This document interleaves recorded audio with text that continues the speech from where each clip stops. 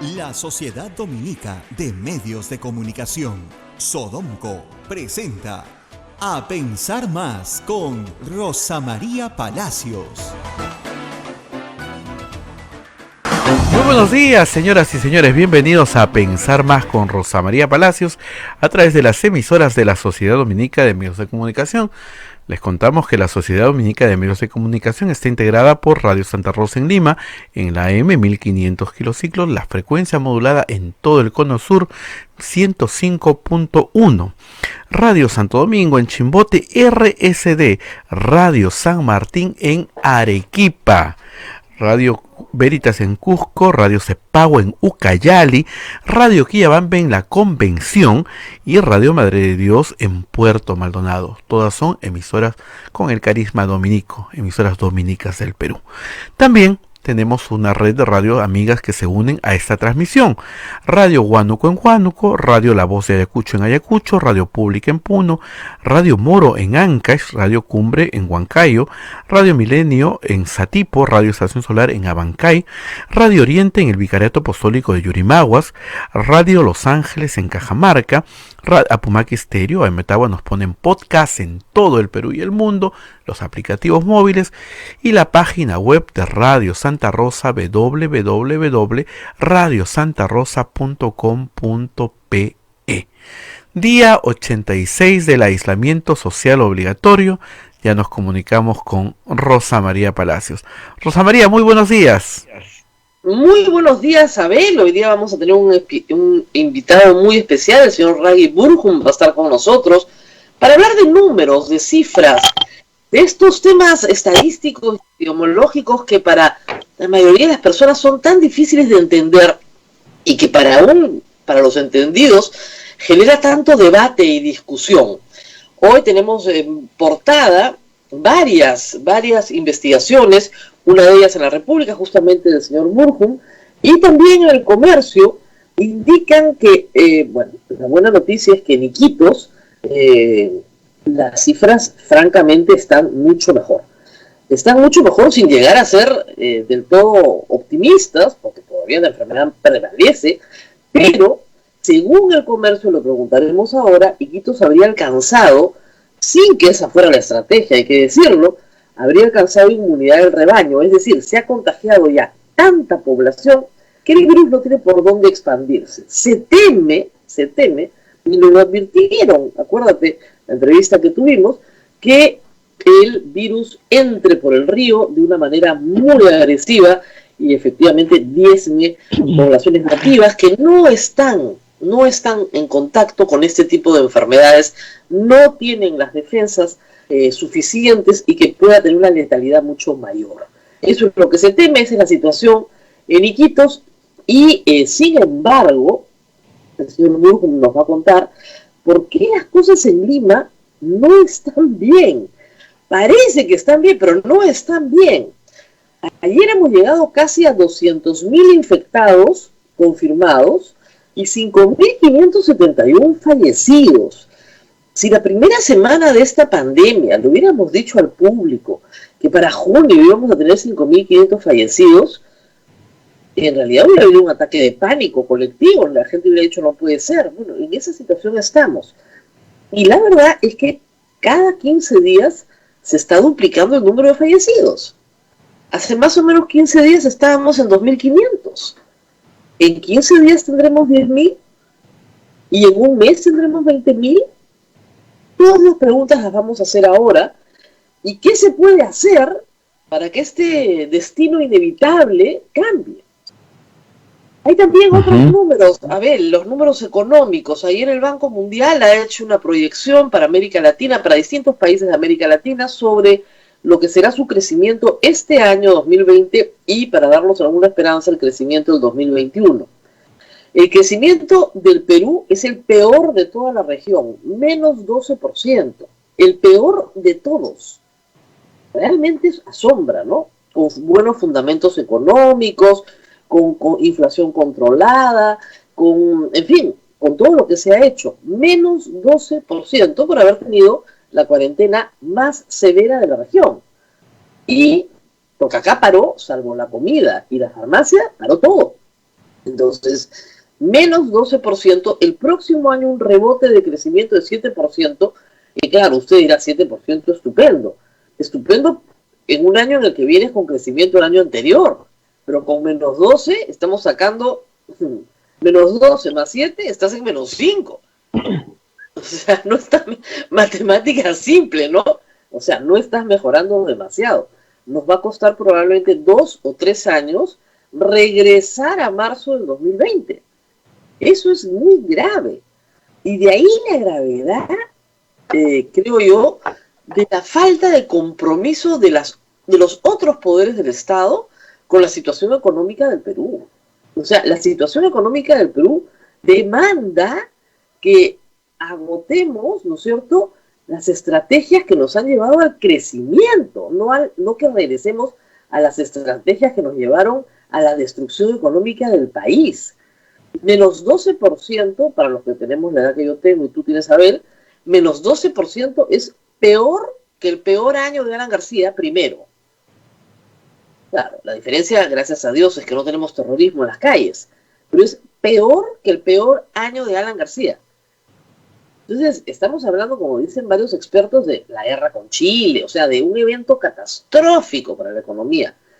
Esperemos que breve, pero catastrófico. Necesitamos que los poderes del Estado acompañen el crecimiento económico del Perú, no que lo obstaculicen. De ahí la gravedad de la conducta del Congreso. El Congreso en este momento, como pone Augusto Álvarez hoy día en su columna, es el enemigo público número 2, porque el número 1 es la epidemia, claro, pero el número 2 es el Congreso. O sea, no es posible que el Congreso haya decidido destruir el modelo económico peruano, destruir la inversión privada, y no digamos la inversión privada extranjera. Ayer he escuchado disparate y medio sobre la Convención de Viena, Abel, que vale la pena explicar. A ver, la Convención de Viena, hay varias convenciones de Viena, por si acaso, no se vayan a confundir. Hay una que es la Convención de Viena de los tratados. Pero hay otra convención, que es la Convención de Viena de las misiones diplomáticas. ¿Ok? Muy bien. Y esta es la que te dicen que hace una misión diplomática, qué privilegios tiene, qué garantías tiene para hacer su trabajo. En el artículo 3 de esa convención dice que los jefes de misiones diplomáticas pueden hacer gestiones ante quien quieran. Eso lo dice, pero clarísimo, el artículo 3. Gestiones ante quien quieran. Y bajo ese artículo, el Estado peruano ha hecho gestiones ante congresos, como yo explicaba ayer, del mundo entero. Se ha tramitado todo el Tratado de Libre Comercio con el Congreso de Estados Unidos, con nuestros embajadores allá, en tiempos de Alan García y de Alejandro Toledo. ¿Qué le pasa? Se ha hecho misiones plenipotenciarias de personalidades que han ido a hablar de la causa peruana frente a Ecuador por el mundo entero. Pero más de una vez, gestiones muchísimas, y jamás nadie en ningún país receptor del mundo ha dicho, esto es injerencia, diríjase usted por favor a la Cancillería correspondiente. Nunca, pero nunca he visto una cosa igual. Acá han salido todos los embajadores criollos, como yo decía ayer, los que están vinculados con el gobierno de Alan García, eso hay que decirlo, todos que han sido nombrados por Alan García, a decir que no se puede, o por Fujimori, ¿no? Uno escoja usted su figurita, a decir que 4 embajadores no se pueden dirigir al Congreso en Perú. ¿Por qué no? Yo he visto al embajador de Venezuela en el Perú dirigirse al Congreso del Perú más de una vez. Pero se puede dirigir. Porque el artículo 41, inciso B, dice que no se puede. Lo que dice el 41, inciso B, es que para cuestiones oficiales relacionadas con el Estado peruano se pueden dirigir. Esta es una carta en la que expresan una preocupación. Nada más. No le están diciendo al Congreso que haga nada. Expresan una preocupación y se ponen a disposición del Congreso para cualquier ampliación sobre esta materia que destruye la inversión extranjera en el Perú. Le están advirtiendo al Congreso y al Estado peruano, porque es con copia a todos, que acá se va a destruir la inversión extranjera. Eso es lo que lo están diciendo. He llegado a escuchar a unos señores embajadores diciendo que hay que expulsarlos del Perú. Ojalá, de verdad, a veces pienso que ojalá, y que rompan relaciones con el Perú también, y que agotemos todos los mercados que tenemos en Asia y en el Pacífico. O sea, que nos peleemos con Canadá y con Australia y con Colombia y con Francia. A ver, ¿qué les parece? Que no hayan mercados para las exportaciones peruanas. Ese es el mensaje de estos embajadores criollos. Es una vergüenza, porque el tema de fondo es que estos embajadores no han violado la Convención de Viena, pero el Congreso sí ha violado la Constitución, descaradamente. Y aún cuando el Tribunal Constitucional el día de mañana le dé la razón al Ejecutivo, y aún cuando estas empresas ganen los millones que van a ganar en el CIADI, el tema más grave es que en un país recesado, en medio de una recesión mundial, no vuelve la inversión privada al Perú. Eso tienen que metérselo en la cabecita. No va a volver la inversión privada al Perú. Y eso es la ruina del Perú. Eso es la ruina. O sea, es sobre la ruina, la ruina. Han declarado una guerra a la inversión privada internacional. Y ni siquiera se han dado cuenta. Y salen a decir, no hemos violado la Constitución. Y el congresista de Alianza por el Progreso, el señor Luis Valdés, ha dicho, no, nosotros respetamos las reglas económicas, no hemos violado la Constitución para nada. Le han regalado el peaje a unos camioneros amigos, ¿para qué? Para que empresas que tenían, los han expropiado de su renta a la fuerza. A la fuerza. Y eso es normal, no pasa nada. El problema es que el embajador debió mandarle la carta, en realidad al canciller, y el remitente hacerlo. ¿Sabes qué? Es un disparate completo. Es un disparate completo. Esa es la razón por la cual yo siempre digo, el socialismo conduce a los países a la ruina. Lo que le están diciendo al Estado peruano y al Congreso, y a todo el que lo quiere escuchar en el planeta entero, es que en este país no se respeta la palabra empeñada. Eso es lo que nos están diciendo. Entonces, imagínense, pues señores, a ver, yo les voy a poner un ejemplo. Imagínense ustedes que hacen un negocio con un proveedor cumple, y ustedes dicen, bueno, me gustaría entrar en un negocio más grande con él. Y piden referencias, lo que hace cualquiera, oye, ¿este cumple o no cumple? Y te dicen, no, mira, es lo más incumplido que hay. El primer negocio lo hace bien, el segundo, perro muerto de todas maneras, ni se te ocurra meter tu plata ahí. ¿Ustedes harían negocio con ese proveedor? De ninguna manera, ya les advirtieron. No, es un tramposo, te dice una cosa y después hace otra. No te cumple, no te va a pagar nunca. ¿Ustedes se meterían en un negocio con una persona que no te va a pagar nunca? No, ¿no es cierto? Bueno, los países le avisan lo mismo a los inversionistas de sus países. Y además los inversionistas de sus países lo saben, porque estas cosas se saben. ¿Cuántos juicios tiene este país en el CIADI? Y los pierde, porque hasta ahora el Perú le ha ido muy bien en el CIADI, porque no han llevado a arbitraje donde el Perú tenía las de ganar, porque no había actuado contra la Constitución ni la ley. Pero ya en los últimos nos comienzan a ganar porque alcaldes, gobernadores, el Ejecutivo y el Legislativo hacen lo que les dé la gana. Entonces perdemos los procesos, porque en el resto del mundo hay una cosa que se llama Estado de Derecho, y la gente no hace lo que le da la gana, sino cumple sus obligaciones. Esto es muy grave, el país va a crecer muy poco el próximo año, muy poco para el golpe, el mazazo que está recibiendo este año. O sea, hemos destruido, y digo hemos porque todos hemos destruido la economía peruana, pero destruido. Y sobre esa destrucción, el Congreso de la República. El señor presidente del Congreso ha dicho ayer que esta es una campaña contra el Congreso. Yo no creo que haya una campaña contra el Congreso. Yo creo que el Congreso está en campaña contra la sociedad peruana, porque toma decisiones que destruyen lo más importante y lo más valioso que tenía el Perú, y la razón por la cual el Banco Mundial cree que vamos a crecer tanto el próximo año. Porque de rebote, el país que más rebota en la región somos nosotros. ¿Por qué? Porque el Perú tenía, cuando se ha hecho esa proyección, un sistema de protección de la propiedad privada, un sistema de protección de la inversión privada, un sistema donde había ciertas garantías a que el Estado no te iba a robar, básicamente. Bueno, eso se acabó. Y en 3 o 4 meses el Banco Mundial revisará su proyección para el próximo año, porque yo no creo que sea más 7 con este Congreso ni de casualidad. Y con las leyes que están en espera. cada una peor que la otra y del mismo calibre. El objetivo es destruir el sistema económico peruano en un momento de crisis, ¿no? Es como si a un muerto lo agarraras a balazos. No hay forma, pues ya lo terminaste de matar. Si podías así, nada. No es un muerto, un moribundo lo agarras a balazos. Eso es lo que están haciendo. Entonces, digamos, ¿tranquilos todos? No nos vamos a quedar tranquilos, pues, ¿no? Hay un moribundo que protestan y dicen, señor, no me termine de matar.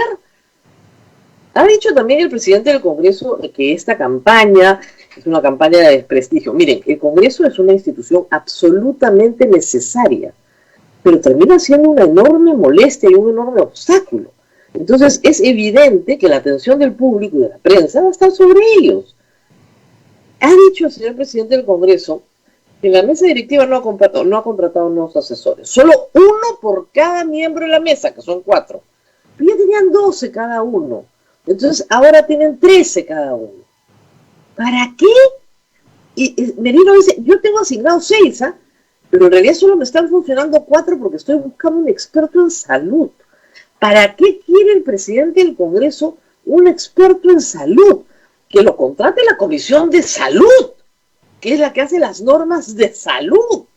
O si el presidente del Congreso necesita una consulta con un médico ocupacional para que le diga cómo se debe administrar las entradas y salidas, la toma de la temperatura, eso es una consulta, no necesitan un asesor perpetuo a su lado. O sea, no tienen la menor idea de cómo gestionar. Por eso, regresamos a lo básico. Eso tiene cura. Eso tiene cura. Haces un servicio parlamentario profesional y la mesa directiva no toma ninguna decisión de carácter administrativo. La toma el servicio parlamentario. Las decisiones de política las toma el señor presidente del Congreso con la mesa directiva, de política, pero no toma ninguna decisión administrativa. No contrata a nadie, no vota a nadie, ¿no es cierto? No trae a nadie, no asciende a nadie, no toma decisiones de carácter administrativo, lo pones en las manos de un equipo profesional, al cual se le da autonomía para manejar administrativamente el Congreso, nos saldría mucho más barato. Es verdad que el seguro médico lo tienen hace muchísimos años, eso yo lo he contado, desde Toledo te contaba ayer, pero también es verdad que haría mucho bien que los funcionarios públicos se atiendan en los servicios públicos, porque estoy seguro que mejorarían su calidad, pero muchísimo. El señor Fernández, que lo queremos mucho y esperamos que se mejore pronto, lo están atendiendo en la clínica Ricardo Palma, que es una clínica privada, probablemente porque el señor disfruta del seguro del Congreso de la República. Al doctor Ugarte lo están atendiendo en el Hospital Regaleate, que es el hospital de salud, que es del Estado. ¿Por qué el señor Fernández puede ir a una clínica privada o quiere ir a una clínica privada? Porque a pesar de ser socialista, es mejor el servicio y quiere que lo atiendan bien. Tiene todo el derecho que queremos, él y sus familiares, los que toman la decisión. Pero si fuera un hospital del Estado, del MINSA, por ejemplo, también descubriría que hay cosas que mejorar. Y probablemente en ese descubrimiento, pondría más atención a la legislación sobre la materia. Pero como no van a esos hospitales, no tienen la menor idea de lo que pasa ahí, les cuentan lo que pasa ahí, pero no van ellos y sus familiares porque tienen un seguro médico. Ha dicho el presidente del Congreso que Acción Popular y el Congreso no se niegan a presentar la declaración de intereses y que su bancada ya la va a presentar a la Contraloría. Ya la va, así, en un tiempo perpetuo. Estamos en junio. Lo estamos en enero. 6 meses después. Se van el próximo año. ¿Qué pasó? No van a presentar nada, a ver. ¿Por qué? Porque si presentan una declaración de intereses correcta, nos vamos a enterar qué miembros de su familia tienen intereses en el taxi colectivo y en el transporte de carga. Ahí nos vamos a enterar quién se ha favorecido, las familias de estos congresistas con las leyes que están sacando. ¿Quiénes están en CAS, en salud, o quiénes están esperando un ascenso en salud que su hermanito o hermanita en el Congreso le acaba de regalar? Porque ahí nos vamos a enterar de todo esto. Pero no quieren, pues. No quieren, porque evidentemente al enterarnos, ya no van a poder seguir haciendo el negocio. Ni siquiera han instalado la Comisión de Ética. Ni siquiera la han instalado. Como reitero, estos problemas administrativos se pueden resolver con un buen servicio parlamentario. Lo que no se puede resolver es la destrucción de la economía peruana. Este Congreso se parece muchísimo, ¿saben a qué Congreso? Al que cerró Fujimori. Pero muchísimo. Es ese tipo de Congreso. Sacas normas para reflotar la economía, te las tumban. Entonces, bueno, me las tumban. Bueno, sacaré otras, me las tumban. Al final terminó cerrando con eso. Por un tema de poder, pero también porque el programa económico era boicoteado sistemáticamente por el Congreso de la República. Este Congreso no es ni mejor ni peor que el anterior, es igual, porque se han elegido con las mismas reglas. Y porque, si bien no tenemos una bancada monolítica, sí tenemos una alianza de bancadas comprometidas en destruir la economía del Perú. O sea, UPP y Frente Amplio no me extraña, pero parece que hubieran tenido mayoría desde el primer día. O sea, Acción Popular, Somos Perú, Alianza para el Progreso, esos tres partidos claramente están actuando contra el voto de sus electores. Porque no votó la gente para que hicieran un programa de destrucción de la economía peruana. Lo que yo recuerde, no fue su oferta. El único partido que más o menos ha cumplido con lo que ha ofrecido es el Partido Morado. Pero los otros, bueno, como te digo, UPP y Frente Amplio, sí, FREPAP también, probablemente cuando es confuso lo que ofrecen, pero en fin. Pero los otros que dijeron, no, nosotros vamos a respetar la Constitución, vamos a respetar las reglas económicas, no han respetado nada. No han respetado nada. Y con una producción legislativa absurda que estoy leyendo, que los congresistas repiten los proyectos para figurar como autores de leyes. O sea, ya, ¿para qué? Para que, sí, no, yo tengo más proyectos de ley. Como si el número fuera garantía de calidad. Y son pésimos los proyectos, pero son pésimos. Inleíbles. Ayer hemos visto una sesión donde un congresista se quedó dormido. Y lo están criticando al congresista Burga de Acción Popular por quedarse dormido. Bueno, yo me quedaría dormida también. Estas sesiones son una tortura. Un aula universitaria tiene más nivel. Es aburridísimo escuchar hablar a esas personas. Aburridísimo. Nosotros lo tenemos que hacer porque es nuestra obligación laboral. Es espantoso. Entonces, pobrecito, el señor se quedó dormido, pero obviamente con toda razón. No tiene la obligación de escuchar tan atentamente cosas tan aburridas como las que están diciendo. ¿No? Y con tan poco fundamento, porque todos hablan desde su opinión, pero no tienen ninguna base técnica, ninguna investigación previa. Si te mandan la agenda y tienes 6 asesores, no le puedes decir a un asesor que te informe todos los aspectos legales, o al otro todos los aspectos estadísticos o de fondo de la materia, para que te hagas una opinión informada en vez de estar repitiendo estupideces. Bueno, no se les ocurre. No se les ocurre. Entonces, por favor, estamos hablando de qué? Estamos hablando de un congreso que destruye. Claro, los fujimoristas y apristas dirán, ven, les dijimos, No, el otro era tan malo como este. Pero ¿saben qué? El otro tenía un componente político atroz, porque tenían la gran oportunidad de hacer cosas muy buenas por el Perú. Y no lo hicieron. No lo hicieron por una pataleta de su líder, Keiko Fujimori, y por la alianza que tuvieron con el APRA. Y al final, acuérdense, Acción Popular y Alianza para el Progreso se unieron para juramentar a Mercedes Arauz. Se dijo y se advirtió, igual votaron por ellos. Dijeron, no, esos fueron nosotros somos diferentes, ya sí, seguramente. Pero ahí tienen los resultados. Muy bien, tenemos que ir a la pausa, Abel, porque ya me muero de ganas de conversar sobre estadística, sobre este gran trabajo que se está haciendo para explicarnos qué está pasando con los números en el Perú. Abel. Ya, estaba coordinando con Rayi, Rosa María. Sí, me imagino. Sí, estaba coordinando con Rayi y ya estamos en conexión. Después de la pausa vamos a entrar con él. Y una de las preguntas que hay pendiente, Rosa María, y con Rayi, hoy día Nueva Zelanda sale de la pandemia prácticamente, ¿no? Es una buena noticia. Bueno, es que, a ver, Nueva Zelanda, donde yo estaba alguna vez, es un país increíble. Primero, es un país, a ver, del tamaño del Reino Unido, son 2 islas grandes y otras más pequeñas, pero solo tiene, o sea, el Reino Unido tiene 80 millones de habitantes, para que te hagas una idea, Nueva Zelanda tiene 4. Y tiene 80 millones de ovejas.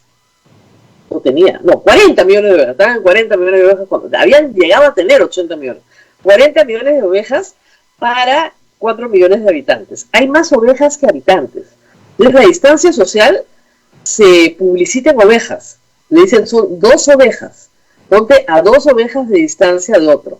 A 2 ovejas, si se entiende, perfecto. Y como te dije, es el pueblo más honrado que he conocido yo en la humanidad. Yo te sí, me contaste algunas, exactamente.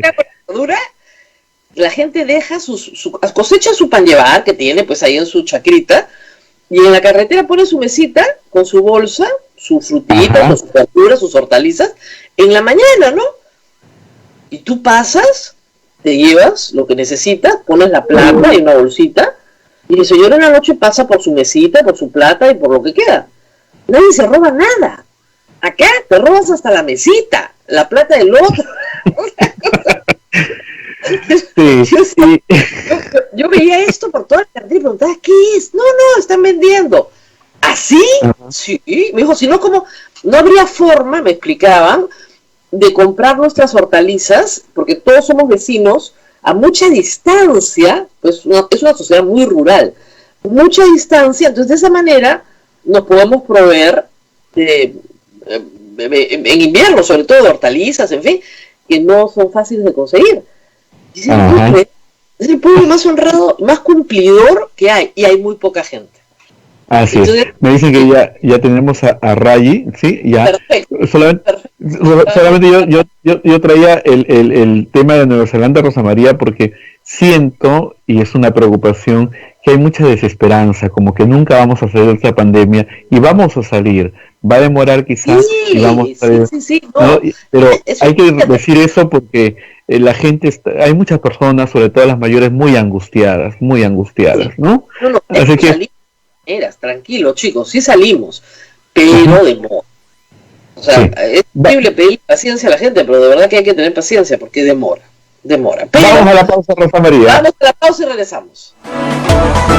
Vamos a pensar más a través de las emisoras de la Sociedad Dominica de Medios de Comunicación.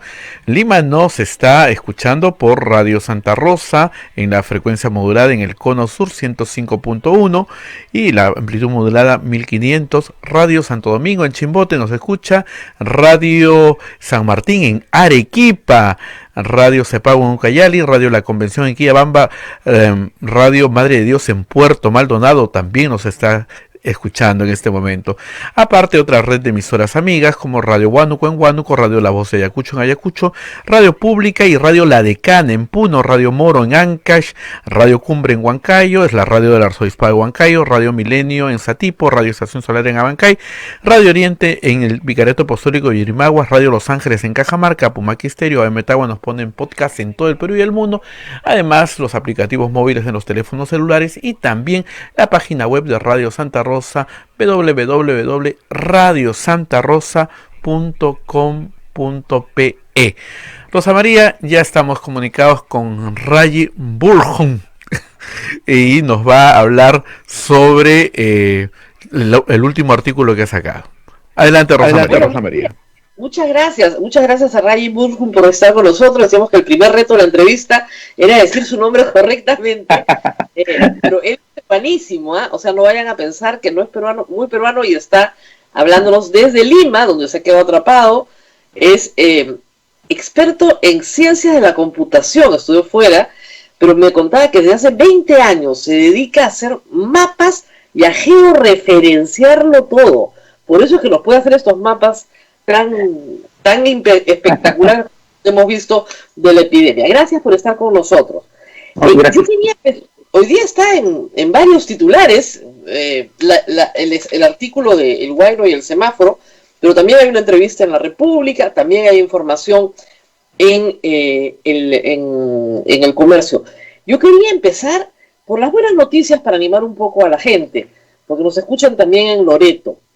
¿Es cierto, como dice el comercio, que es posible que se haya alcanzado inmunidad de rebaño en Loreto? O sea, en Iquitos, por lo menos, en la ciudad de Iquitos, ¿es así? Bueno, yo no he dicho que hay inmunidad de rebaño en ninguna parte. Definitivamente no. Yo no lo sé, o sea, realmente no lo sé. No hay datos que me puedan decir que sea el caso o que no sea el caso. Pero hay un descenso notable en los contagios. Sí, definitivamente, cuando miras los números ha habido una reducción, por lo menos en la parte de infección, ¿no? En ciertas partes. En general siempre ha habido una curva hacia abajo, solo que la queja principal es que cuando hablamos de velocidad, si está bajando, es distinto a hablar de cantidad, ¿no? Ajá. Entonces, normalmente la gente se frustra bastante porque ve que la cantidad va aumentando, pero la velocidad va bajando, ¿no? Y ese es un punto. Y el otro punto es que, digamos, no es una pandemia uniforme, no es que estamos luchando solo contra una sola, sino que son mini pandemias en diferentes partes del país y cada una tiene una velocidad distinta, una cantidad distinta de infección. Entonces, nos olvidamos que vivimos en un país bien grande. Siempre nos olvidamos de eso. Ayer Marcos estaba tomando el pueblo, había puesto el mapa del Perú sobre Europa. El Perú es del tamaño de Portugal, España, Francia e Italia juntos. Y esos 4 países tienen 4 estrategias diferentes. Sí, lo que sucede, a ver, que estás hablando de mapas, básicamente ahí la pregunta que se tiene que hacer es cuál es la proyección del mapa, ¿no? Porque lo que sucede es que la Tierra es redonda, pero cuando lo quieres poner en algo plano, tienes que distorsionar, claro. Como que agarras una pelota y la plata. Entonces, sí. Claro. Kilómetros cuadrados, digamos, somos un país, el resto del mundo, más o menos grandecito como para tener una sola estrategia para todo el país, que es lo que tenemos hasta ahora. Ahora, lo que dice el artículo es, primero, algo ha pasado en el Perú, y que nos lo preguntamos todos, para haber tenido medidas tan rápidas, tan rígidas, y tener hoy día 5.571 fallecidos. O sea, ¿por qué hemos hecho las cosas tan bien para que nos vaya tan mal? ¿Qué pasó? Sí. A ver, yo pienso que la reacción inicial de la cuarentena, sí estoy de acuerdo en esas estrategias iniciales, ¿no? Yo pienso que hubo un momento donde viene lo que se tiene que hacer después de eso. Y esa es la parte donde tenemos que hacer una reflexión y pensar un poquito en mirar de nuevo los datos, ¿no? O sea, si la estrategia inicial tenía sentido, lo que ha pasado después de eso es que, digamos, hemos tomado 2 pilares que son importantes en otros países. Uno es la estrategia de test y otro es la estrategia del contact tracing, ¿no? El seguimiento de contactos, que hablo también en el semáforo paraguayo. Y pienso que falta claridad y falta un poquito de una estrategia, digamos, un poco más... Bueno, estrategia de contact tracing, en mi opinión, no tenemos, ¿no? Sí, pero lo que nos dijeron fue lo siguiente. Hay 2 modelos en el mundo, ¿no? Noruega, Abel, tenemos un ruido y ahora... Muy bien. Tenemos una estrategia tipo Noruega, es decir, bueno, contágiense, inmunidad del rebaño, vamos a ver cómo nos va. Israel, en algún momento, separen a los viejos, que se contagien los jóvenes, muy bien. La otra estrategia, la asiática, es test y tracking. Y nos dijeron nosotros cuarentena, test, y se olvidaron del tracking. Entonces, ¿qué pasó? A ver, yo pienso, yo me dedico normalmente a startups y negocios de este tipo de... Estamos en negocios de tecnología, siempre estás en caos, ¿no? Y en caos yo creo que es difícil organizar a veces ciertas cosas, ¿no?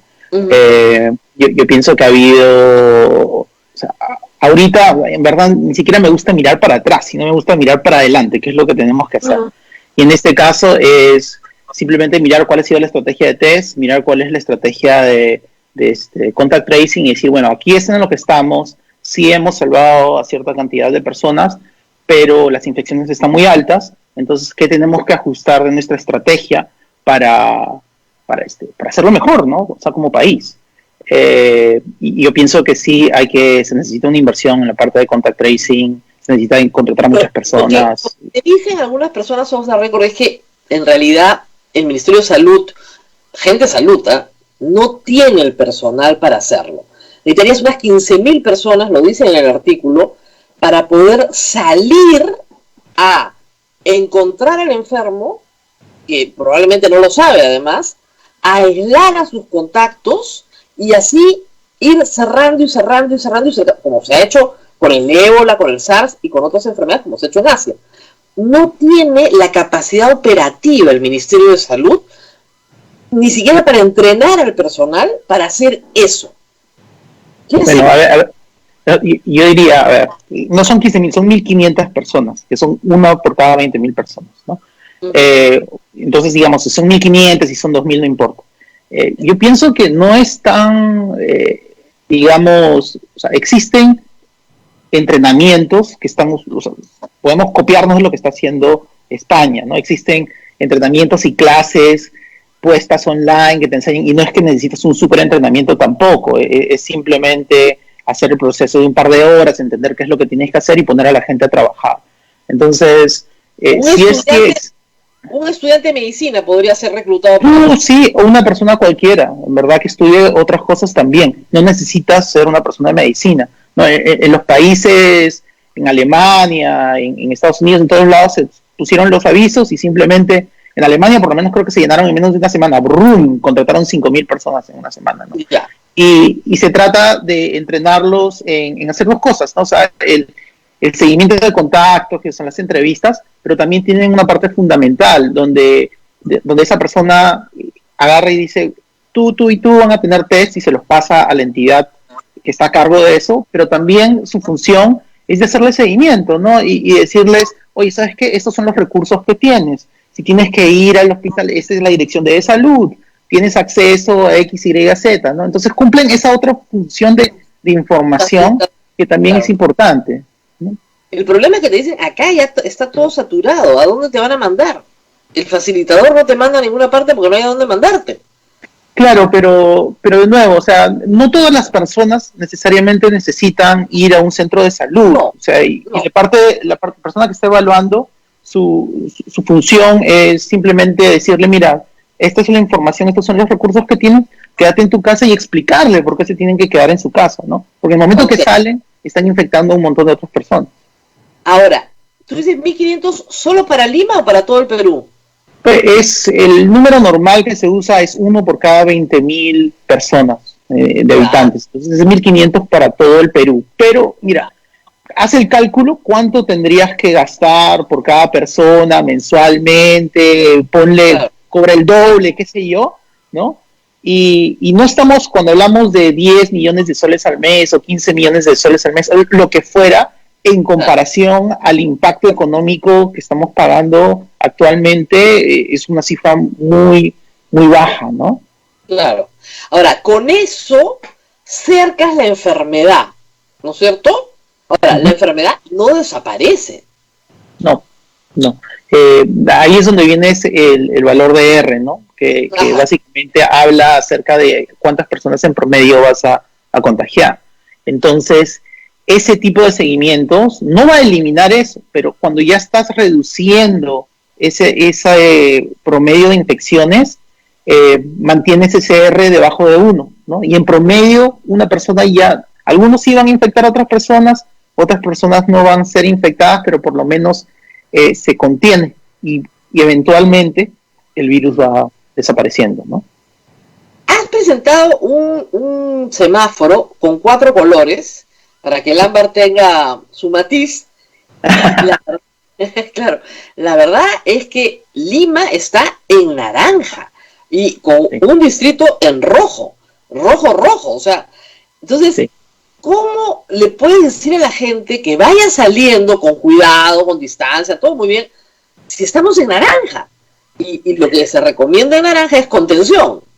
Sí, yo pienso, o sea, a ver, hay 2 puntos ahí. Uno es, estamos obviamente, o sea, el objetivo del huayno, la razón por la que llamaba el huayno, es ese baile que estás haciendo entre la economía y el sector de salud, ¿no? Ahora tenemos otro factor importante que no podemos negar, que es el factor social, ¿no? Y lo estamos viendo en otros países, que es lo que está pasando, ¿no? Es casi, y lo que yo te diría es que nosotros tenemos la ventaja de tener una ventana al futuro, ¿no? Y la ventana al futuro son los otros países, y podemos ver qué es lo que han hecho bien y qué es lo que han hecho mal, ¿no? O sea, en nuestro caso, yo pienso que se trata de reajustar la estrategia. Ya el cuarentena estricta no va a funcionar, ya no tiene sentido. Pero al mismo tiempo, el ejemplo de lo que estoy dando es uno con los datos abiertos y hay cosas que se pueden mejorar, ¿no? O sea, en vez de utilizar casos positivos, podríamos utilizar casos activos y podemos, digamos, tener una idea más exacta de lo que está pasando. El propósito de sacar ese mapa es no decir, Rayi es el que va a sacar el mapa todos los días para hacer esto, es decir, mira, esto es lo que puedes hacer, estos son los resultados que estamos teniendo y pasarlo, ¿no? Un ejemplo, no porque claro. tú le vas a la data, porque es un trabajo de ganar.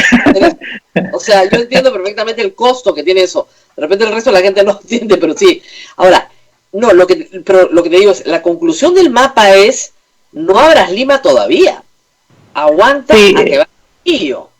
Basado en los datos, sí. O sea, y de nuevo, la idea es que si el gobierno obtiene este mapa y ellos mismos empiezan a publicar la versión de ellos de eso, claro, sería lo ideal. Exacto, actualizando y poniendo recursos para hacerlo, no para que sea Rayi hace el mapa cuando no está jugando PlayStation. Claro. ¿No?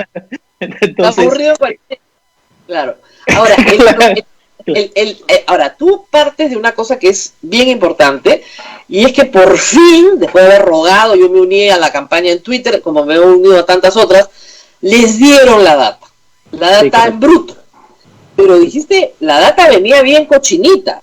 O sea, sí, la data no, o sea, el Ministerio de Salud todavía no tiene la capacidad de recoger la data limpia, y eso es un problema bien grave para hacer este tipo de mapas. Sí, bueno, sí, no, o sea, yo digo, básicamente, yo estoy acostumbrado a trabajar con data desde hace 2 décadas, ¿no? Uh-huh. Y en general, cuando tú ves la data, sea de lo que sea hasta de una empresa súper grande como Google, ¿no? O sea algo gubernamental en Estados Unidos, en diferentes países, la data siempre tiene algo que está sucio. Es normal de que no esté organizado, y sobre todo cuando tienes diferentes sistemas que no están interconectados, no han sido diseñados para interactuar, es normal que venga de esa manera, ¿no? Oh. Igual lo que necesitas ahí es un equipo pequeño que esté limpiando, que esté viendo la consistencia, necesitas a alguien que esté mirando eso constantemente. Entonces, el trabajo para limpiar esos datos, me lo tomé pues en un fin de semana, escribiendo código, renegando, y limpias los datos. Pero claro, ahí digamos, el punto es que datos abiertos es algo estratégico, ¿no? Para un país. Y digamos que cualquier cosa estratégica necesita una inversión, ¿no? Y no es una gran inversión, es una persona, 2 personas que están solamente dedicadas a eso. No es que necesitamos un equipo o destruir todo, sino ponerle énfasis, importancia. El tema de los números, yo no estudio estadística, pero algo amateur sé, y hay cosas que no te hacen mucho sentido. Por ejemplo, ayer nos enteramos que a partir del 31 de mayo el MINSA ya no recoge información de pruebas hechas por el sector privado. Y resulta que son, en algunos días, la mitad de las pruebas del Perú las hace el sector privado.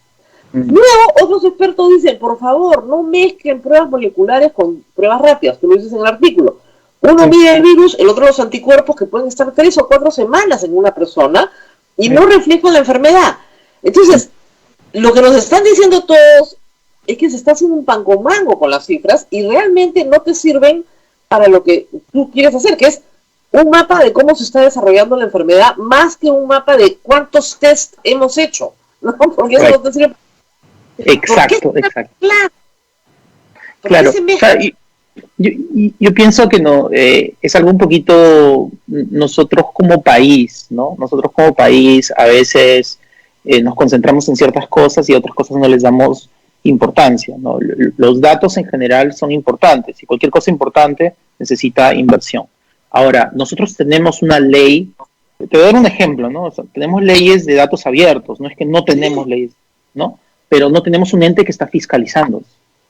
Entonces, si tú no tienes alguien que te está diciendo, oye, ¿sabes qué? No estás haciendo esto, y le das la función a 5 o 6 ministerios para que hagan sus datos abiertos, pero nadie está asegurándose de que esté pasando.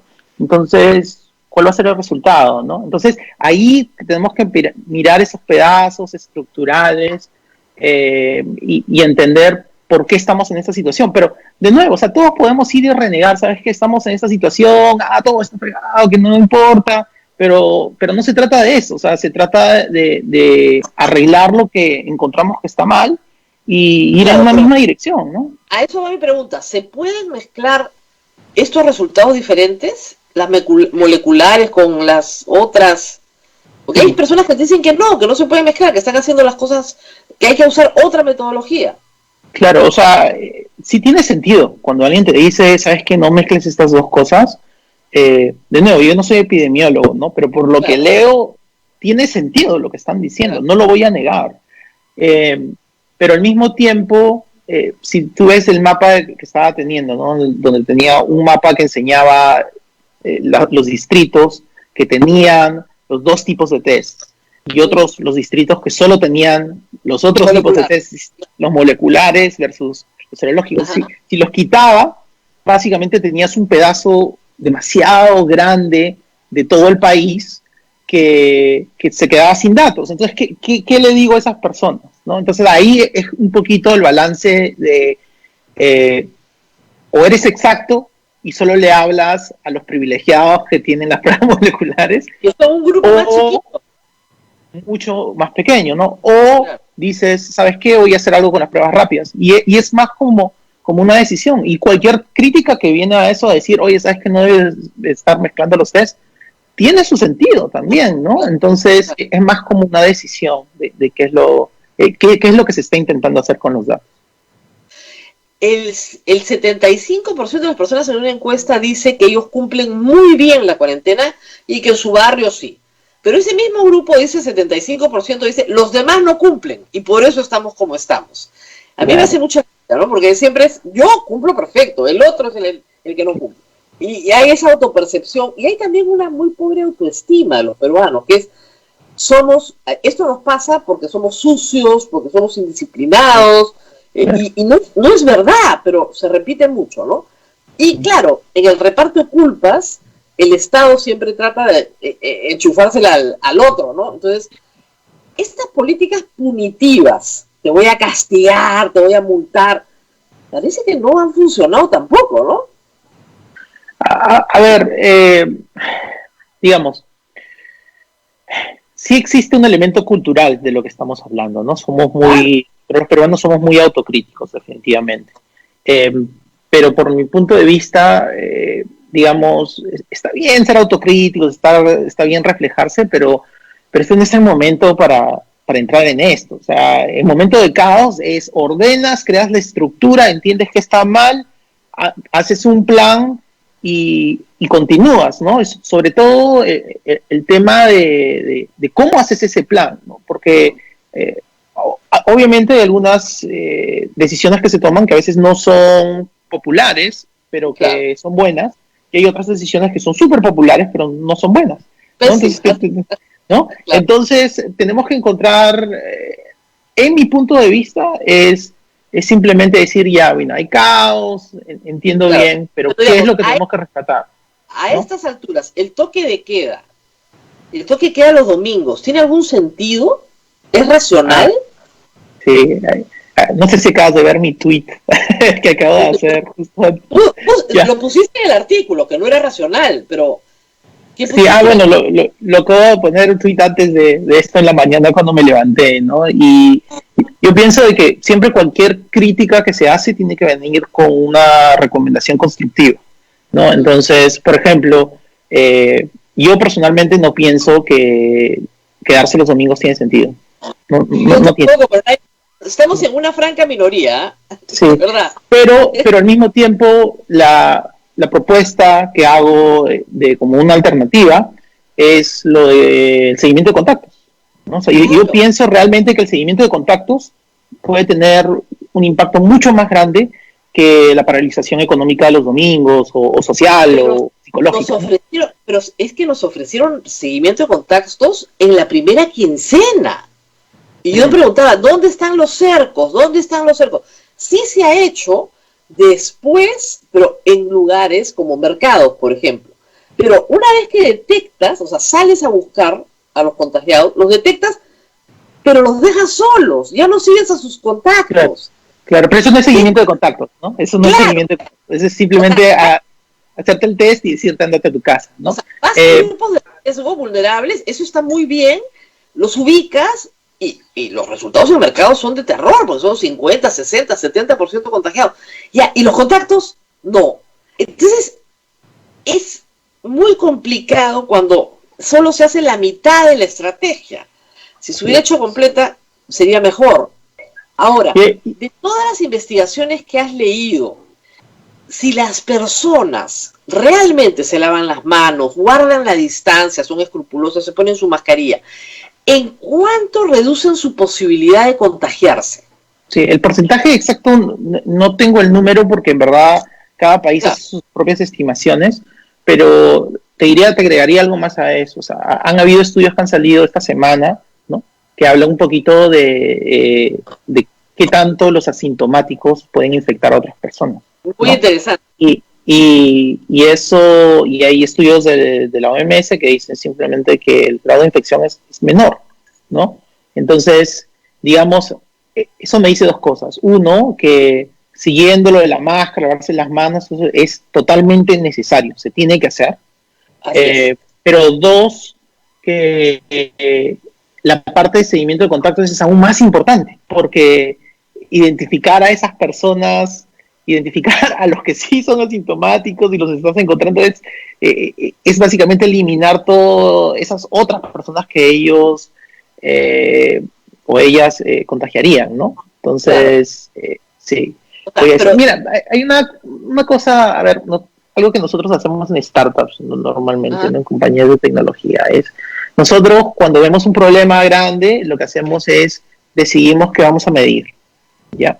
Y existen dos tipos de mediciones que utilizamos. Unas son mediciones que son estratégicas y otras que son operativas, ¿no? En las partes estratégicas no me sirven para el día al día, pero me ayudan a tomar decisiones amplias de a dónde voy y de ir midiendo si es que estoy yendo en la dirección de mi objetivo real, ¿no? Que en este caso es eliminar esta pandemia, ¿no? Y los otros son las cosas operativas. Entonces, cuando vemos cosas como mapas y cositas así, a veces las mezclamos. Tú sabes que a veces nosotros, peruanos, así como dices que somos autocríticos, también somos un poco desordenados, claro. ¿No? Pero en esta situación, digamos que tenemos que reorganizarnos y entender bien en dónde estamos, entender bien a dónde queremos ir y entender bien cuáles son nuestras estrategias para llegar ahí, ¿no? Y no es tan descabellado. Rosa María. Sí, Abel. Tenemos que ir a una pausa, por favor, y volvemos Yo le iba a preguntar por el R, el famoso R, ¿dónde estamos? Pero vamos a dejarlo para ahorita después. Nos explicas, sí. Ahorita nos explica el R. Ahorita nos explica el R. Volvemos. Continuamos. Muy bien, Abel, muchas gracias. Estábamos hablando del R acá en la pausa. Cuando Raji fue a Palacio de Gobierno y explicó lo del Y, ¿no? El R, todo el mundo, ¿qué es el R? El R era la cantidad de personas contagiadas por cada uno de los que está enfermo. Cuando estaba en uno o en menos de uno, la epidemia decrecía. Ya no se levantaba exponencialmente, sino decrecía. Pero mirando el mapa de Lima, por lo menos, con todos estos distritos en naranja y uno en rojo, uno dice, esto no está en R1, esto está en más de R1, en 1 punto algo. ¿Por qué se van a relajar las normas si estamos todavía en un momento crítico? Sí, bueno, a ver, el valor de ayer se estaba en 1, basado en los datos públicos, el de hace 2 días, 3 días estaba debajo de 1, pero ha ido oscilando, ¿no? Por lo menos con los datos públicos. Ahora, existen otros indicadores que los grupos internos del MINSA, el grupo de Prospectiva, por ejemplo, están utilizando para esto, ¿no? Datos a los que yo no tengo acceso, pero que ellos mencionan, ¿no?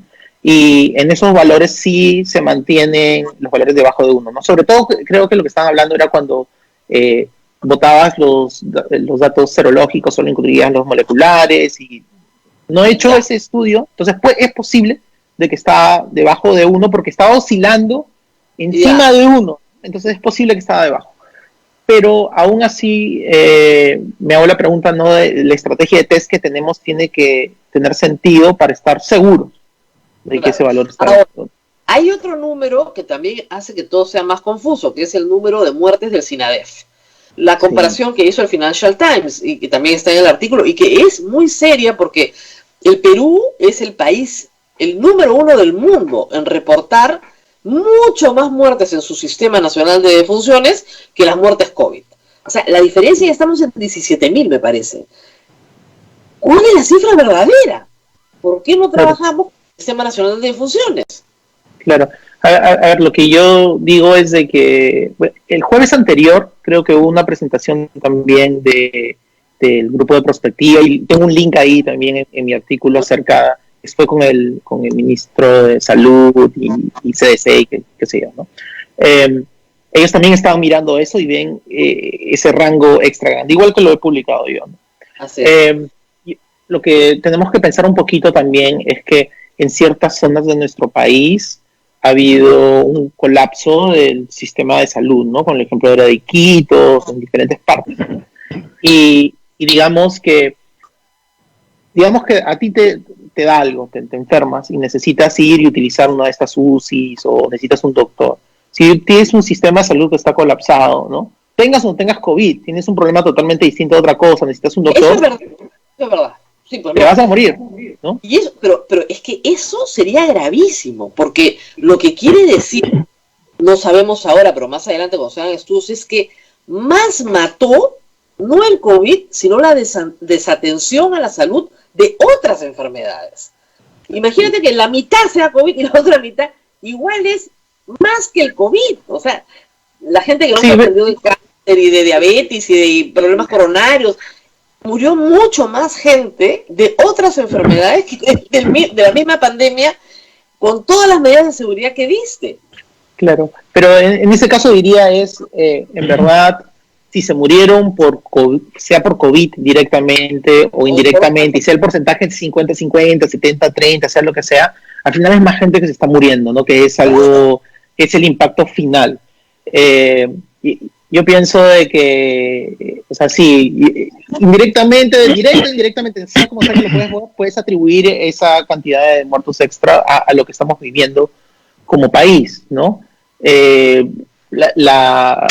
O sea, es la realidad, es lo que ha pasado, y simplemente lo que tenemos que decir es qué podemos hacer, ¿no? Para mejorar esta situación, qué tenemos que cambiar, ¿no?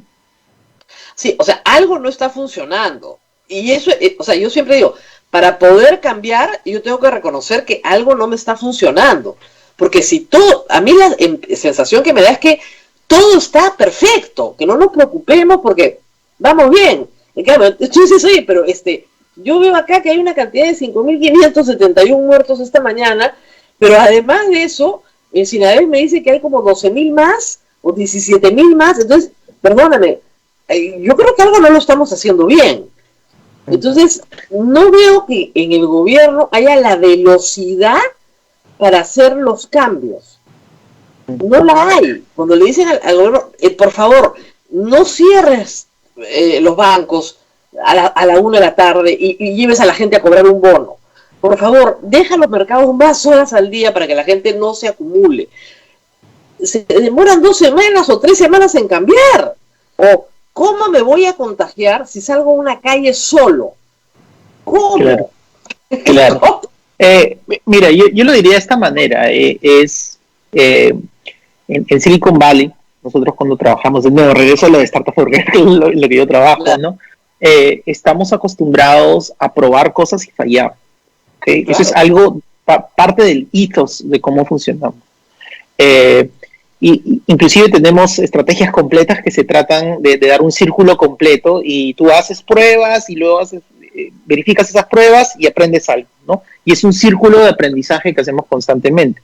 Y el círculo de aprendizaje tiene como elemento fallar. Y fallar no es algo malo. Fallar No, es que has aprendido algo, ¿no? pero Eh, corrige, pero te lleva a sí, la corrección. exacto. Y digamos, las compañías de tecnología sobreviven cuando aprenden a dar ese circulito, a viajar lo más rápido posible. Porque Exacto. cada vez se te acaba el dinero y solo tienes X cantidades de circulitos que puedes dar. Dos chances más, pero no mucho, pues, ¿no? Pero no muchos, ¿no? Entonces, yo pienso que este momento se trata de aprender, de que, bueno, ya hemos dado círculo varias veces, ya sabemos que funciona, ya sabemos que no funciona, es simplemente mirar nuestros indicadores y decir, mira, aquí estamos, ya, más muertos Claro. aquí, estos distritos están bien, estos distritos están mal, Ahora, estas cosas que probamos, hombres y mujeres estos días, o y no domingos, o sea, lo funciona. que sea, esto funcionó, esto no funcionó, y no ir a un modo donde decimos, Ahora, ¿no? ahora, Sino también, que ahora, aprender de... también es importante averiguar qué funciona bien. Por ejemplo, Sí, ¿qué está pasando en los Andes? O sea, encima de los 3.000 metros, sí. las muertes decrecen y nadie sabe por qué.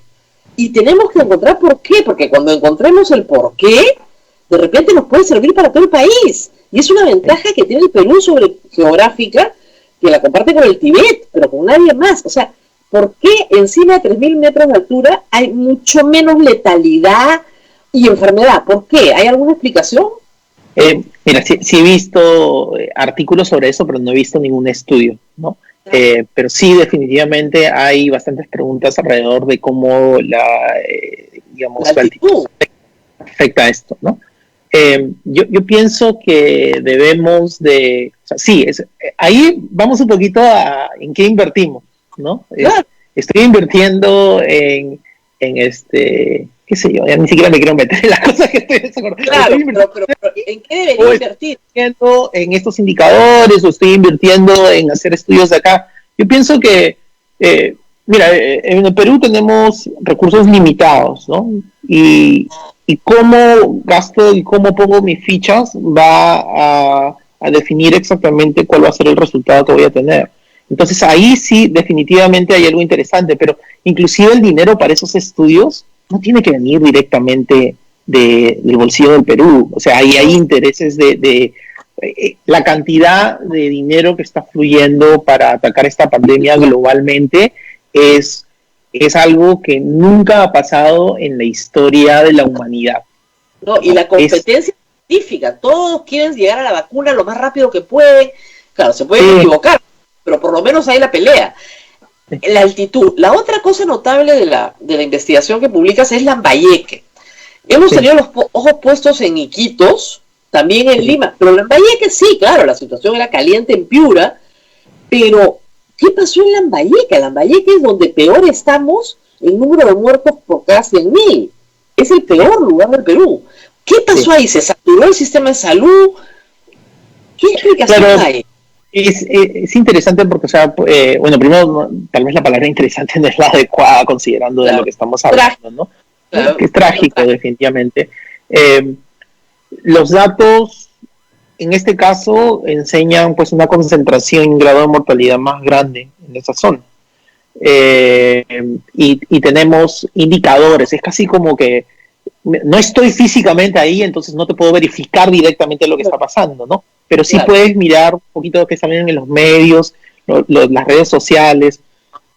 Para mí está directamente atribuido a sistema de salud, ¿no? O sea, esa es la respuesta fácil para cualquier zona donde ves que algo ha fallado, ¿no? Es aglomeraciones, sistema de salud, es natural. Entonces, la respuesta para ese tipo de casos es simplemente entender, tener un indicador que me diga, o sea, si yo sé que un sistema de salud colapsado causa ese tipo de impacto, entonces mi prioridad tiene que ser cuál es el indicador que tengo que utilizar para saber que estoy cerca de eso y para poder evitar que eso suceda, ¿no?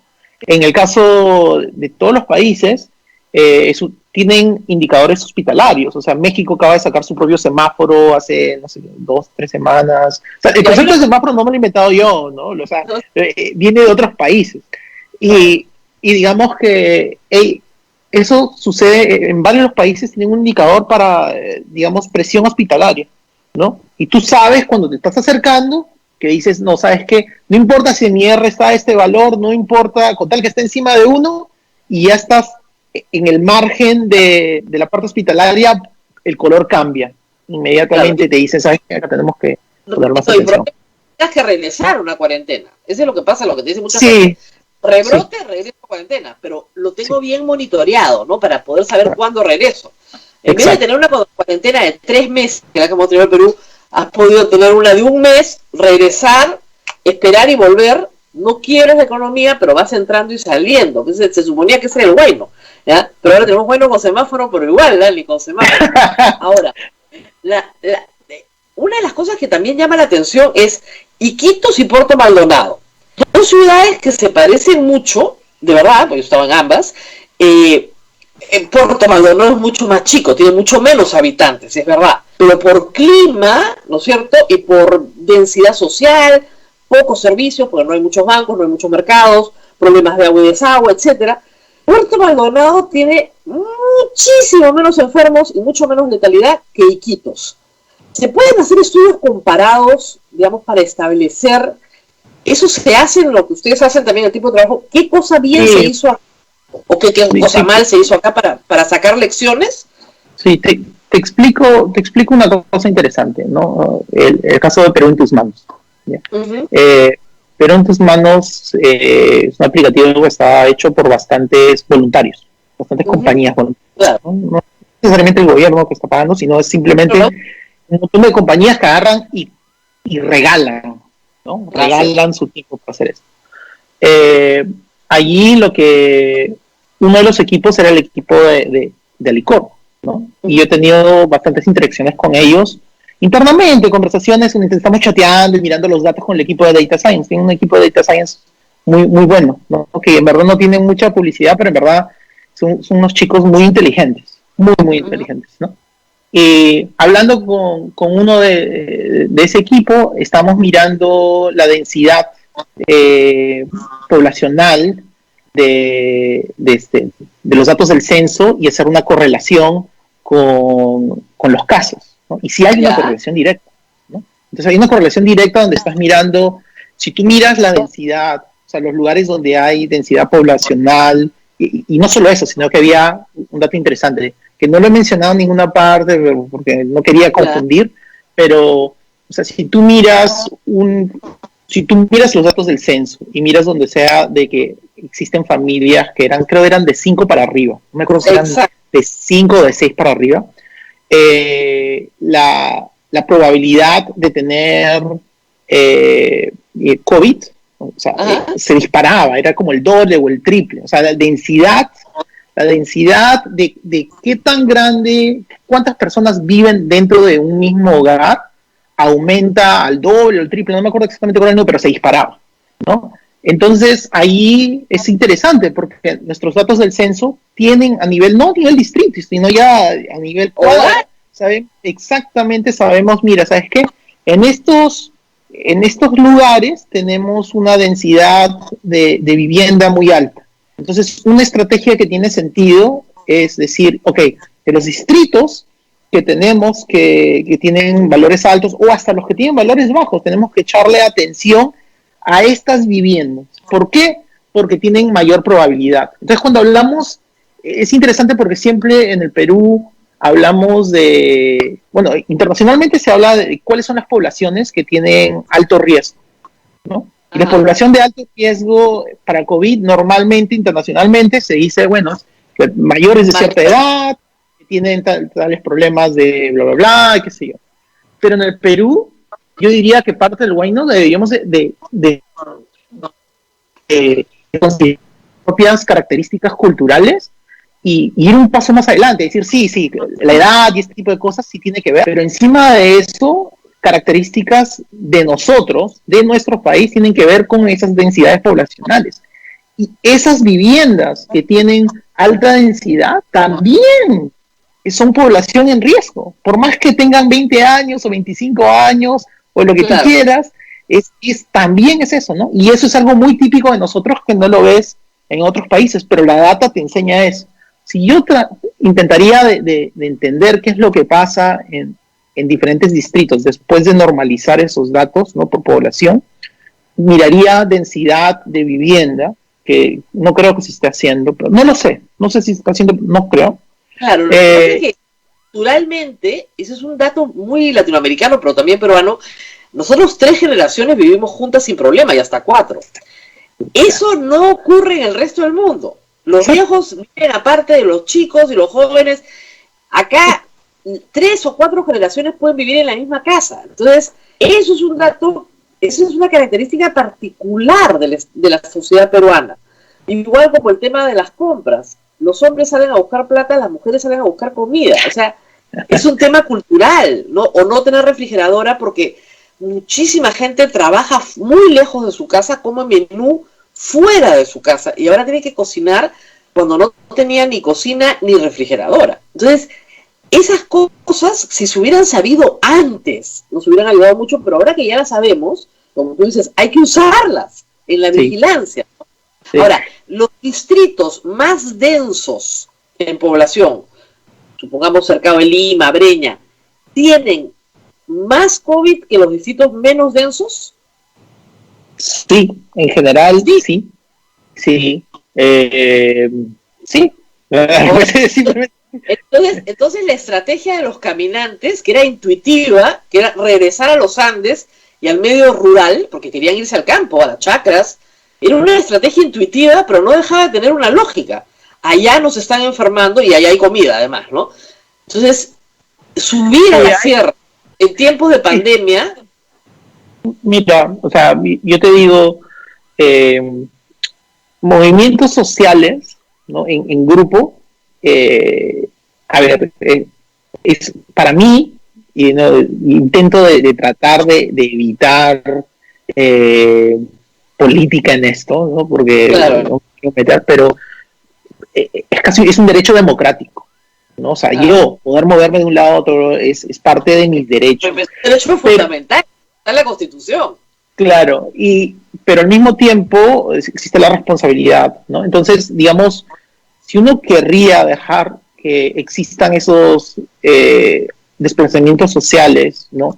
Pero que no tienen un impacto, ojo, tienen un impacto directo de que han habido un montón de gente que, o sea, el virus, habían zonas donde no había nada y llegaron las personas y se han contagiado. Eso ha pasado en todo el Perú, ¿no? Claro. Y digamos que la estrategia en ese caso no es necesariamente evitar ese desplazamiento, sino de organizar el desplazamiento. Claro. Hacerlo organizado, ¿no?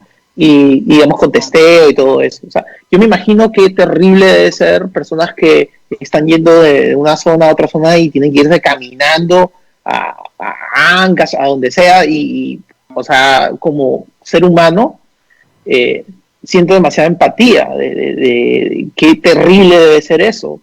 Pero al mismo tiempo lo que necesitamos es como que reconocer que necesitamos tener ese desplazamiento y tener una estrategia de test. ¿Te quieren mover acá? No sé si es, bueno, tales fechas, a tales fechas, toda la gente se puede mover de este lado a este otro lado, pero si quieres moverte, tienes que pasar estos tests y tienes que estar en cuarentena. Algo así, ¿entiendes? Claro. Entonces, podemos... Para repasar un poco ¿cuáles son los distritos de Lima que están en verde? La Molina, Cieneguilla y Chosica, ¿verdad?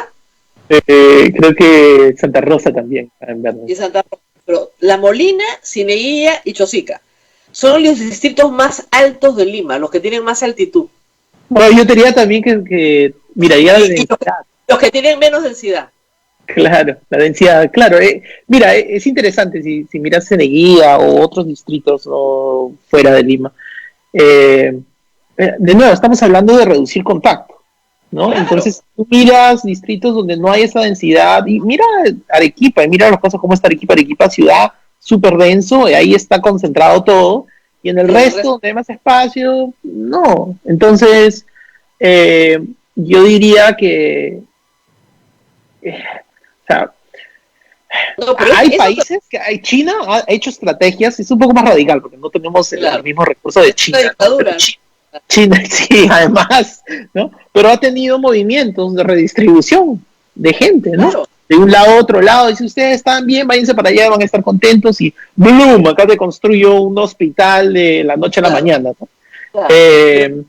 Pero sí, lo que es interesante para el Perú es que ese tipo de conclusión te permite direccionar los esfuerzos del Estado. Es decir, no tengo por qué meter tanto en el medio rural, porque en el medio rural no va a pasar lo que va a pasar en la ciudad de Arequipa. Entonces, sí, concentro mis ventiladores, mi hospital en la ciudad, y el medio rural lo dejo ahí, como dices, bailar guayno tranquilo. ¿Ah? Pero al resto, entonces igual en Lima, digamos, los distritos menos densos no son mi preocupación, ni los distritos más altos. Son los distritos más pegados a la costa, más densos, lo que ha pasado en Lambayeque. Las zonas altas de Lambayeque, de la región Lambayeque, no tienen el problema que tienen la costa de Lambayeque. O sea, una cosa es Chiclayo, y otra cosa es Otusco, en Trujillo, por ejemplo. No es lo mismo. Entonces, sí, pero hay un elemento ahí que hay que tener en consideración, ¿no? Que es la red de transporte. Claro. ¿No? O sea, la red de transporte es distinta en Lima en comparación al resto de departamentos, de provincias. Y pienso de que, a ver, actualmente, por ejemplo, tenemos la restricción de los carros, ¿no? Los carros, digamos, y esto es otra opinión que no es muy popular, ¿no?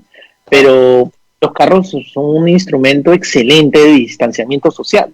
Pero lo hemos dicho desde el primer día, pero intuitivamente no tienes que haber llevado una maestría para eso. Es una barrera. Es como si pusieras un tanque alrededor. Pero dices, entonces, no, acá para el Estado peruano los carros contagian. Entonces dices, no puede ser. ¿Ya? Pero claro, el carro... Claro, existe un argumento de por qué se dice eso, ¿no? O sea, el argumento es transporte.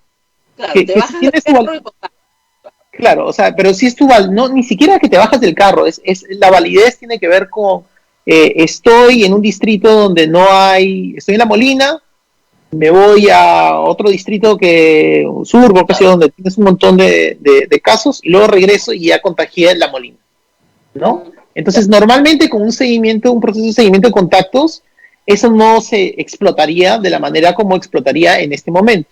Entonces, si no tienes un proceso de seguimiento de contactos, sí, es un súper riesgo.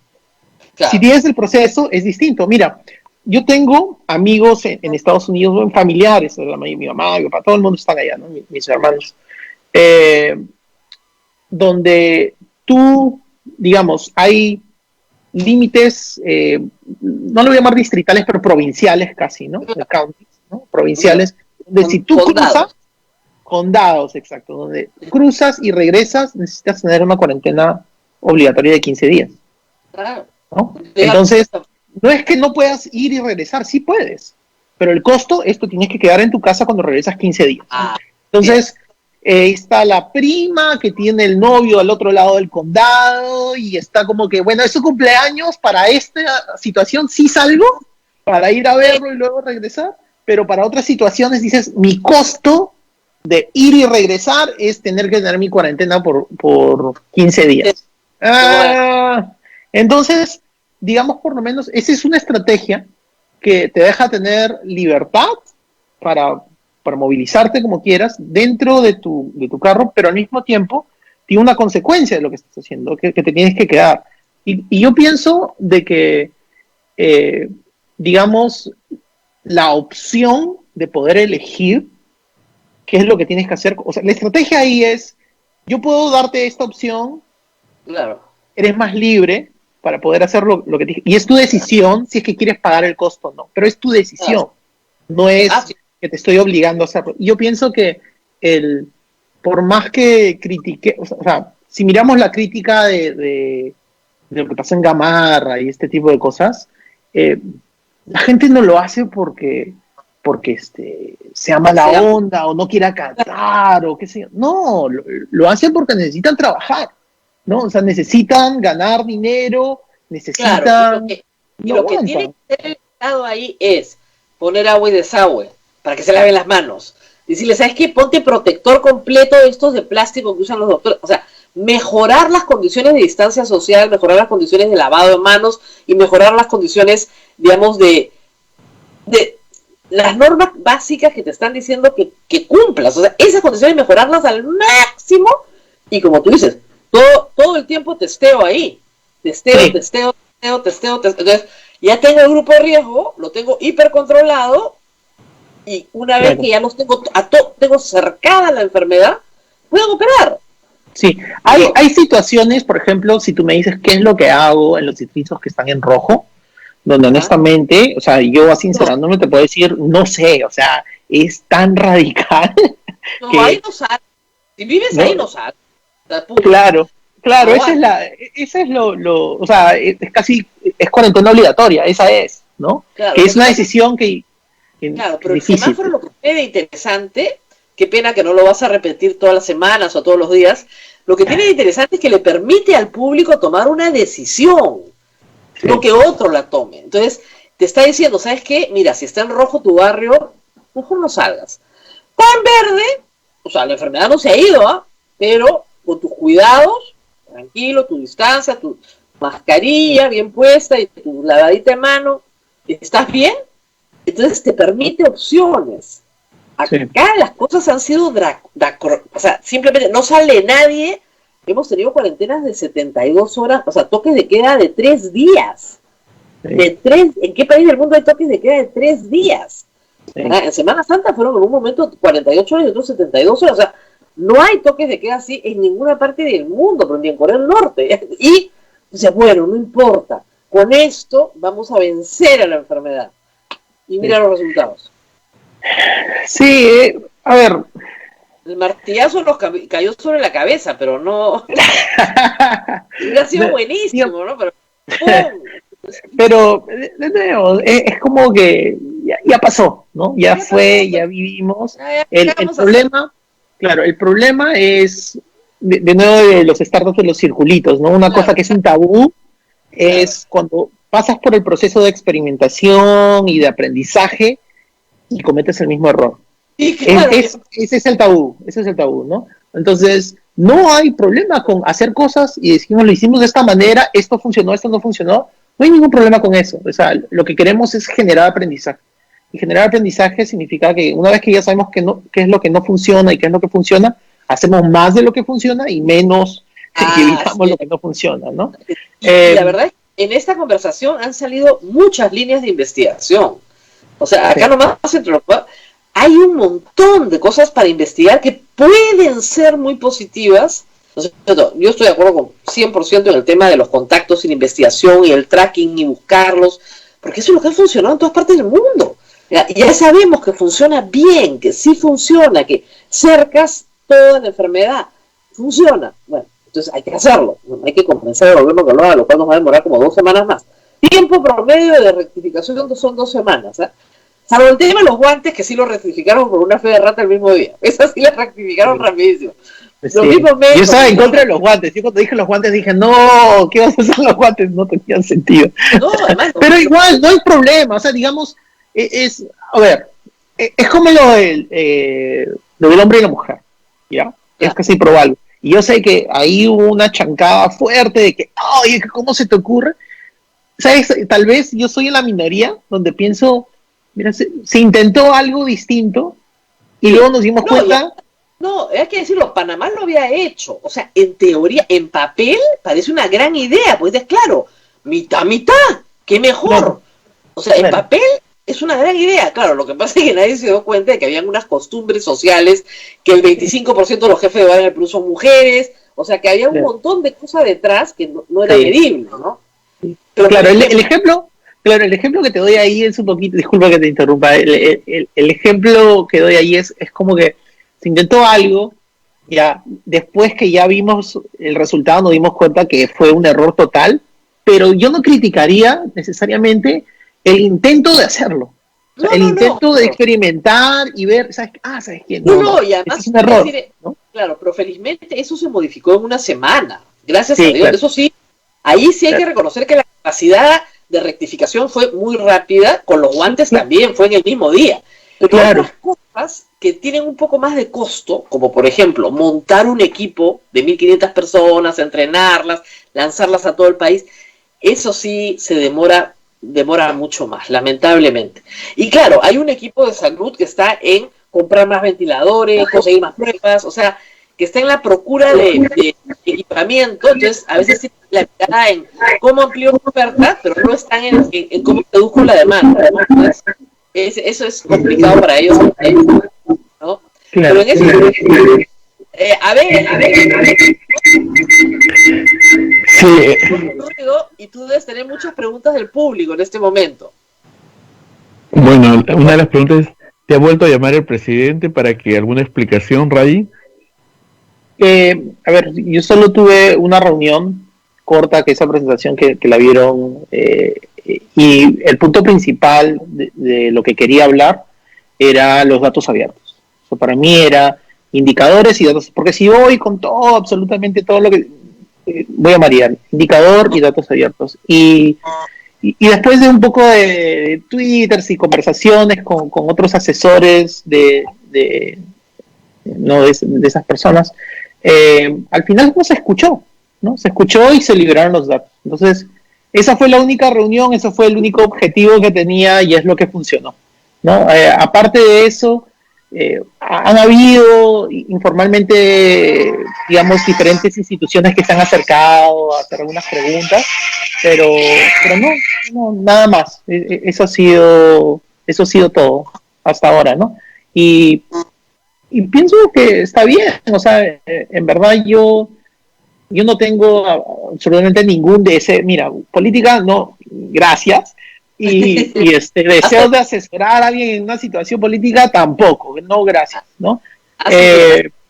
Pero sí me interesa de que mi país salga de esta situación, o sea, parece un poco cursi, pero, o sea, sí me interesa, o sea, todos somos peruanos y yo creo que todos debemos de contribuir de alguna manera en lo que estamos haciendo.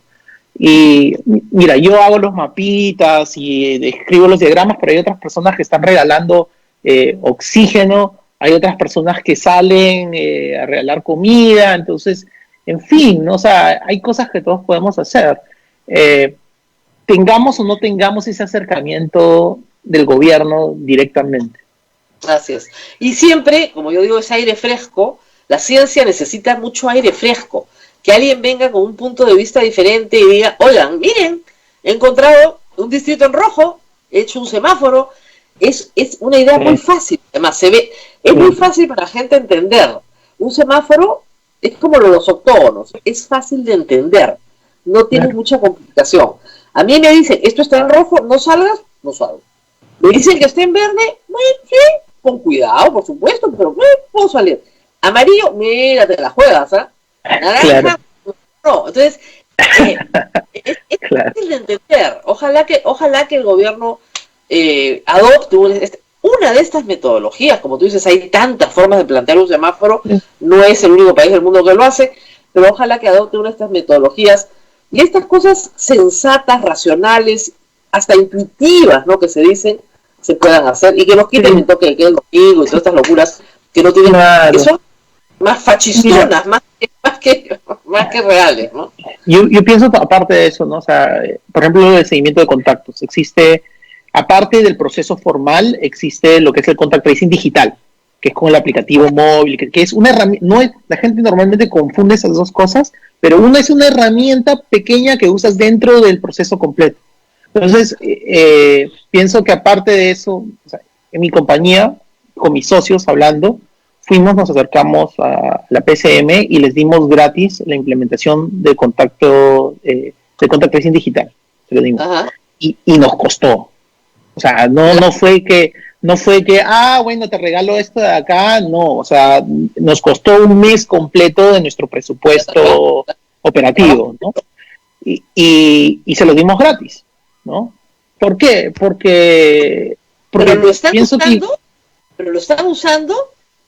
Ahorita está dentro del código del repositorio gubernamental y están evaluando, están haciendo no sé qué parte técnica. Yo me imagino que lo van a sacar en una semana, 2 semanas, no sé, ¿no? Pero está ahí, está ahí implementado y ya está en las manos del gobierno digital, ¿no? Y funciona. Ahí había un par de debates que han habido en otros países acerca de contact tracing digital, que tienen que ver con privacidad, que tienen que ver datos abiertos, que son debates en Alemania que han sido súper intensos, ¿no? Digamos, en democracias que han tenido un pasado un poco intenso, ¿no?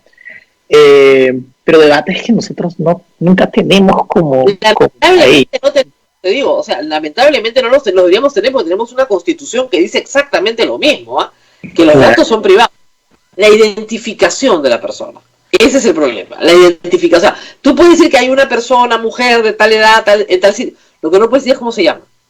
Y ese es el salto. Claro, al personal de salud sí le tienes que dar el nombre para que puedan ir a visitarla. Claro. Entonces son debates interesantes que yo pienso son necesarios. En este momento la implementación de contact tracing digital está ahí. A mí personalmente, ¿no? A mí y a mis socios como empresa nos costó un mes operativo, que nos duele bastante en dinero, nos duele. Sobre todo en estos tiempos, sí, honestamente, o sea, y fue una discusión intensa y al final la decisión fue, ¿sabes qué? Regalado. Pero si es que, por ejemplo, no se hace una implementación de un proceso formal de seguimiento de contactos, entonces literalmente he agarrado un mes operativo de mi empresa y lo he quemado por nada, ¿no? Me dolería demasiado emocionalmente, así como me está doliendo financieramente, ¿no? Pero pienso que igual... Bienvenido al Estado, así funciona. Muy bien, muchísimas gracias a Raji Burhum.